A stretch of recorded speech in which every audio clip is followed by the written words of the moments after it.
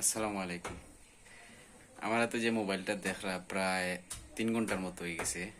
রাস্তার মাঝে পাইছি, এখন পর্যন্ত কোনো মালিককে ফোন দিছই না। তো এখন মোবাইলটা কইলাম তে ভিডিও করি, আপনারা দেখাই, দেখে মালিকটা মিলেনি তো গাইয়া নির্দিষ্ট আপনার ডকুমেন্ট দিয়া মোবাইলটা নিবা। এখন সিম তো অবশ্যই লাগাইলাছে, এখন তো ফোন আইছে না। যার ফোন আইব সঠিক ঠিকানা দিলে তার মোবাইল তো হইব। দেখা যাক, অনেক সময় থেকে অপেক্ষা করার আমার মধ্যে কেউ ফোন দিছে না।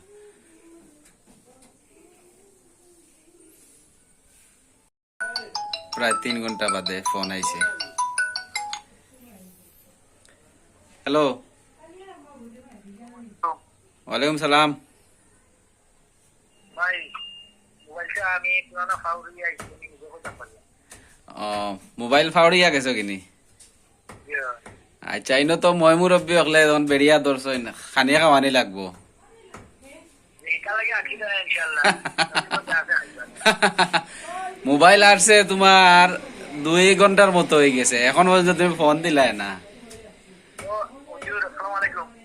হুজুর নাই? হুজুর নাই, খে কইরা? আমি লিটন হইয়া তো ভাড়া থেকে দোকানদার। আল্লাহ, আমি সাজু।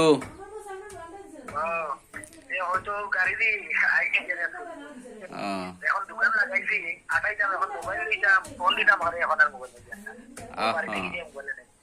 আচ্ছা যাওক না, আমি রাস্তাত পাইছি তো কাইয়া, এখন তো অপেক্ষা করাম কই মোবাইলের মালিকে দেখি ফোন দেয় না। না মোবাইলের মালিকও মনে হয় মোবাইল বেশি হোক থেকে এইগুলো আসা সারিয়া মনে রাখিছে। না না তো ঝামেলা না, বিশেষ ঝামেলা তার লাগি করতে পারলাম। ওয়াইবা সময় পড়ছে পকেটে। আচ্ছা আচ্ছা আচ্ছা, ঠিক আছে, তে আইও নিবা গিয়ে, আমি দোকানও আছি। আচ্ছা আচ্ছা আচ্ছা। কোনো জিনিসের প্রতি লোভ করা ঠিক না, কারণ এটা হচ্ছে অন্যের জিনিস, অন্যের সম্পদ।